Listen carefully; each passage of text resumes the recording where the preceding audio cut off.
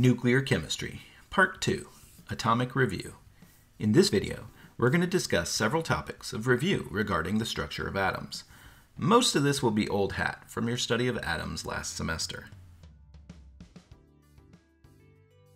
Every atom has a nucleus. The nucleus is extremely small and extremely dense. It's the core of the atom. It is where the protons and the neutrons are. Protons are positively charged particles in the nucleus, and they have a mass that is about the same as the mass of a neutron. Neutrons are the neutral particles in the nucleus. Outside the nucleus, in the electron clouds of varying energy levels, is where we'll find the electrons. Electrons are negatively charged particles, but they have almost no mass at all. Most of the volume of the atom is taken up by the empty space where electrons exist, but most of the mass of the atom is in the nucleus. In the study of nuclear chemistry, we will be focusing on the nucleus, so we'll be talking a lot about those protons and neutrons.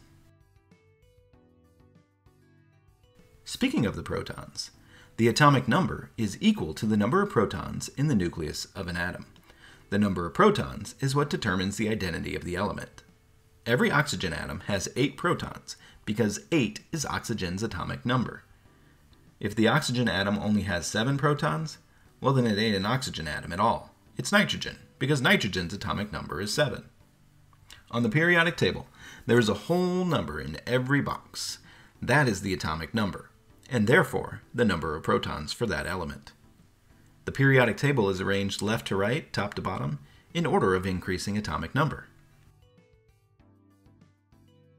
The mass number of an atom is the sum of its protons and neutrons. Every atom of the same element has the same number of protons, but the number of neutrons can vary due to isotopes. For example, all carbon atoms have exactly and only 6 protons. They could have 8 neutrons, or maybe 7, or even 6 neutrons, so we'll distinguish those different versions of atoms by using mass numbers. 6 protons plus 8 neutrons is the mass number of carbon-14. 6 protons plus 6 neutrons is the mass number of carbon-12.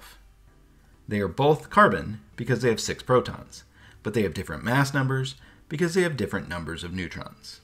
It is important for you to know that there are no mass numbers on the periodic table.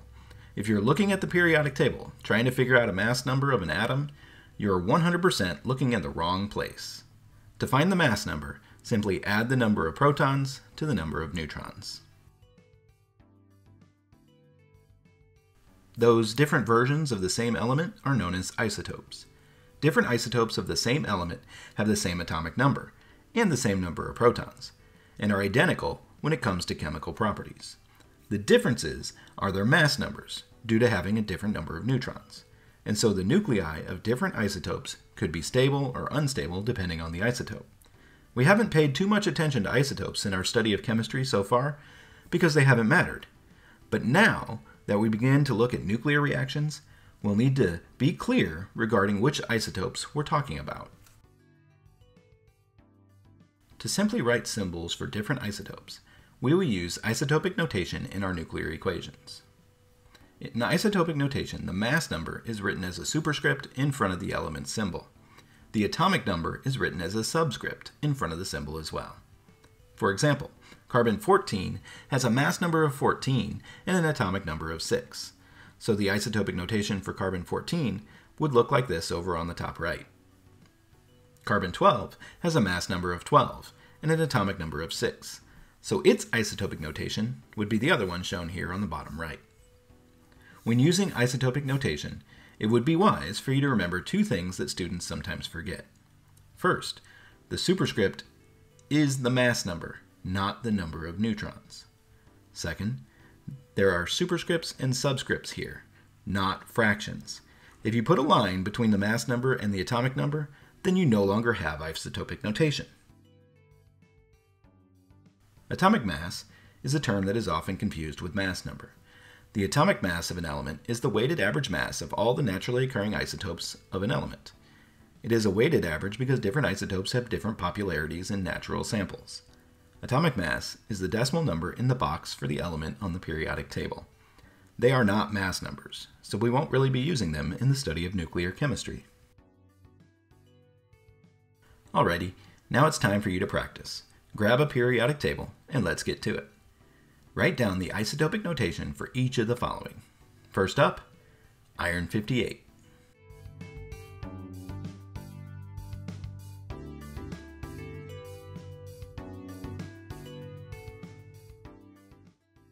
Iron 58 has a mass number of 58 and, according to the periodic table, has an atomic number of 26 and a symbol of Fe. Now let's try uranium 235.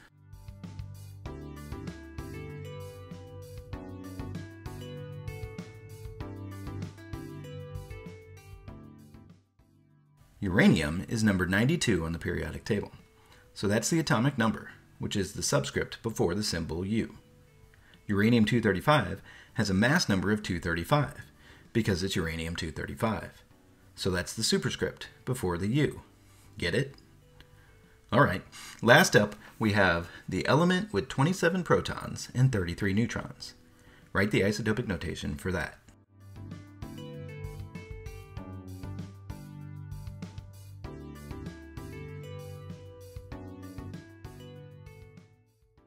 If the element has 27 protons, then its atomic number, the subscript, is 27. So that's cobalt, and its symbol is Co. 27 plus 33 is 60, so the mass number, the superscript, is 60. This is the isotopic notation of cobalt-60. Thanks for hanging out with me to review a bunch of terms associated with the structure of atoms. Next time, we're going nuclear.